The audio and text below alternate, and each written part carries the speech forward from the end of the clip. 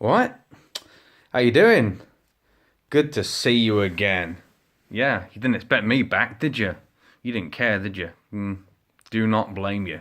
So, in this continuation of the ebullient enthusiasm that I've got for all the things that are just coming out at the moment, it's time to talk about one of the big heavy hitters that's dropped this year. Slightly outside of the kind of, I guess, rock and metal realm.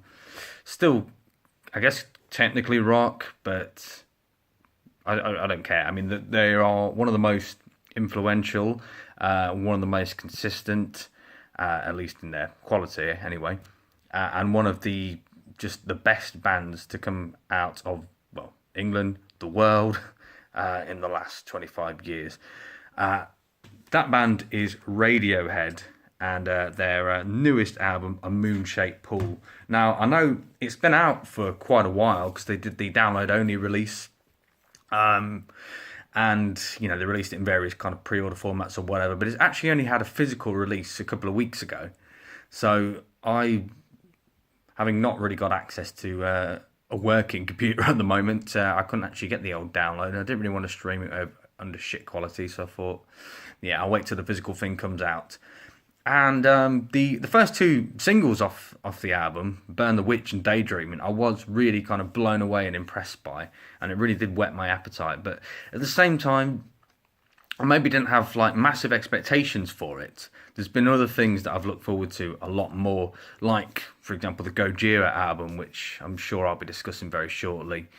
So like that, and maybe the Let Live album, which again I'll be discussing shortly as well. So other things that, I guess, on the heavier end of it, that I was kind of more looking forward to. But Radiohead are one of my all-time favourite bands, and I'm sure that's the case for a lot of people. They are seminal, influential, and always innovative, always interesting, and they've produced some of the greatest work of the 20th, 21st century as well. So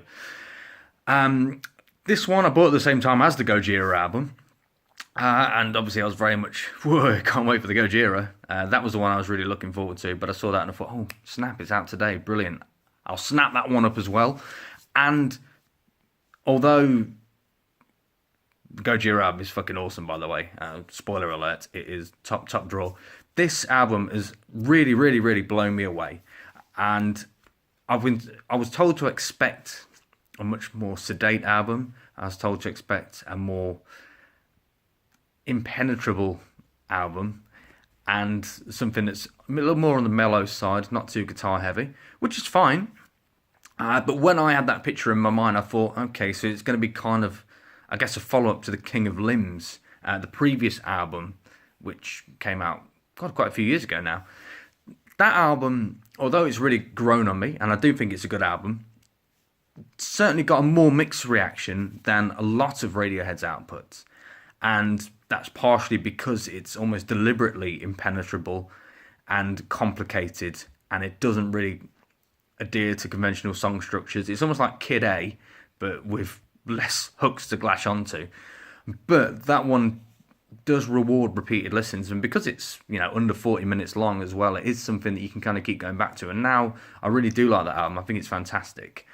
It just felt a little slight and a little, I'm expecting kind of something different in the wake of In Rainbows, the previous album, which, is an absolutely gorgeous, amazing, melodic, pop, rock, indie, electronic monster of an album, and just proof that you can still actually produce your best work years into your career, even after you've released classics like OK Computer and The Bends. So, not as good as In Rainbows, definitely, but a good album, and I was certainly expecting something along those lines. I was prepared to like it, but not necessarily love it, and I'm really, really glad I was completely wrong. So, this album is really up there with Radiohead's absolute best, in my opinion, and it's certainly does have an impenetrable edge to it. It certainly does have a much more kind of complicated approach than the more stripped down poppy stuff that they do, and it's less obvious in its kind of guitar approach and things like that. But at the same time, it's not quite the electronic kind of nightmare that the King of Limbs was, and it's not necessarily deliberately oppressive. It's actually much more focused on Johnny Greenwood's orchestral arrangements. Now, Johnny Greenwood, as you probably know, is the I guess lead guitarist in Radiohead, and he's certainly made a really fantastic career for himself outside of Radiohead as a composer, particularly on film scores. I mean, a lot of you remember the film There Will Be Blood with Daniel Day-Lewis. He did the score for that and really produced something just completely out the box for film soundtracks. A really discordant, nightmarish, but at the same time elegant, just meshing of styles and kind of off chords combined with off-kilter melodies. And he's very much given free rein on the arrangements here.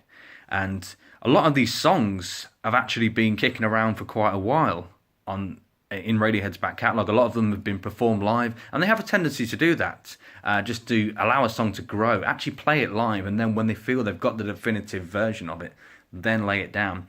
And songs like Burn the Witch, which many of you should have heard, and you should definitely check out the video, has been kicking around for quite a while, and it was originally very much a guitar-oriented song, but they pretty much replaced all the guitars with orchestra, and these kind of stabbing strings take a very angular, kind of heavy guitar approach, similar to like Hail to the Thief in terms of arrangement. So songs like 2 + 2 = 5, and they're these kind of discordant, kind of almost krautrock, hunky guitars, but played on the string section.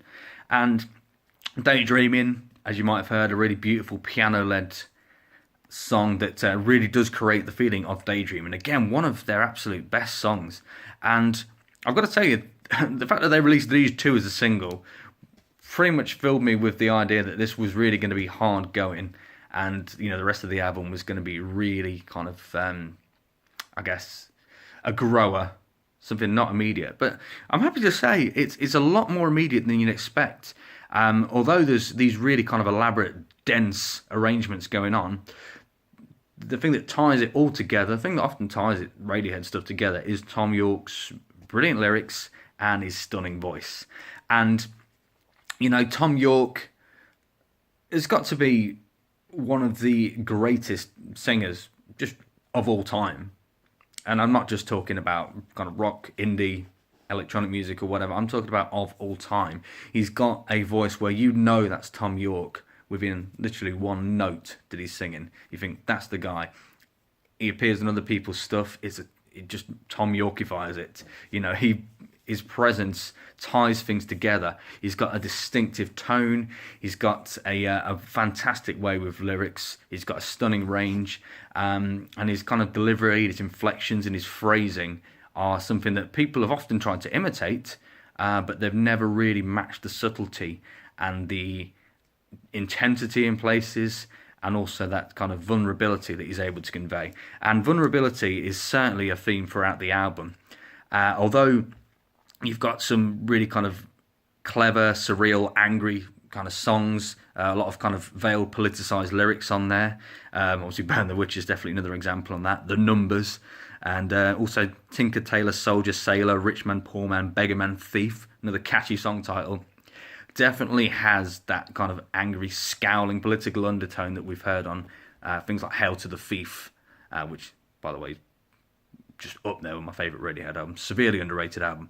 But, yeah, amongst these kind of caustic, venomous, sarcastic, quintessentially English raging anthems, and quintessentially English because it's all kind of done almost kind of subtly in a kind of a whinging way rather than coming out of it and screaming. There are some really vulnerable, amazing moments. I mean, Daydreaming, as I mentioned, there's a real kind of vulnerability to that. Desert Island Disc is just an absolutely fantastic song. And then he's got a beautiful lyric about different kinds of love also exist, or something along those lines.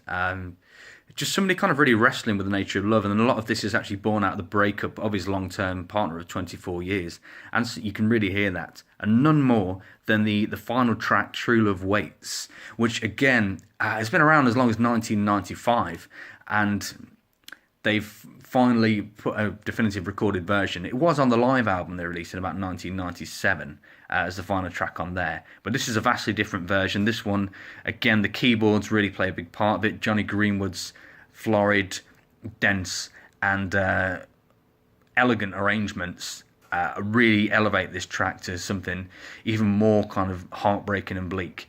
And people have criticised them for recycling songs that they've been around for years, but I mean, I don't really see the validity in attacking them for that, because they are a band that have these amazing songs, and rather than commit them to record, they will actually think, okay, well, maybe we haven't got the version we want to immortalise on an album yet. And they're willing to wait for that, as long as, 2 decades even.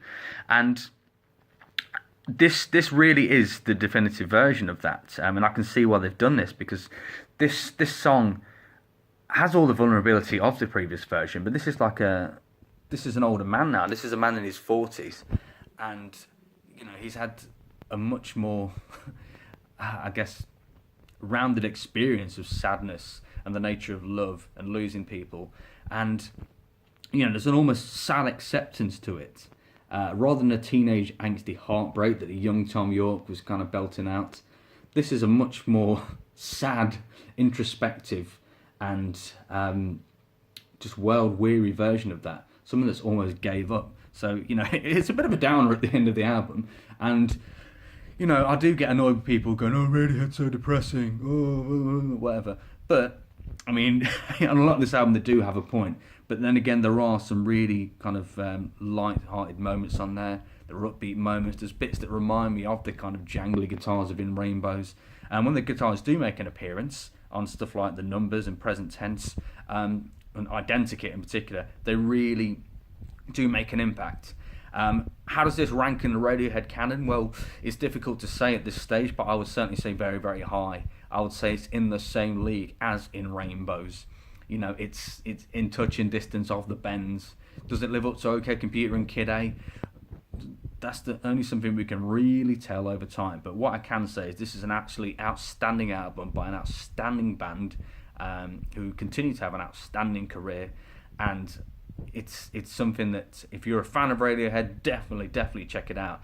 If you like Radiohead on a casual level, there's still a lot to enjoy here. Don't necessarily prepare yourself for just a multicolour, technicolor pop dream like In Rainbows was, but at the same time, don't think it's going to be like the worst parts of Kid A and Amnesiac and King of Limbs. This is an album that actually is a lot more accessible than it really should be for what it actually sets out to achieve. But at the same time, there's so much depth to it, and there's just a real artistry to it that makes it worthwhile for repeat listens. So yeah, Radiohead, A Moon-Shaped Pool. Please check it out, and I will catch you soon for something a little more heavier. More heavier. That's not even grammatically correct. Anyway, bye.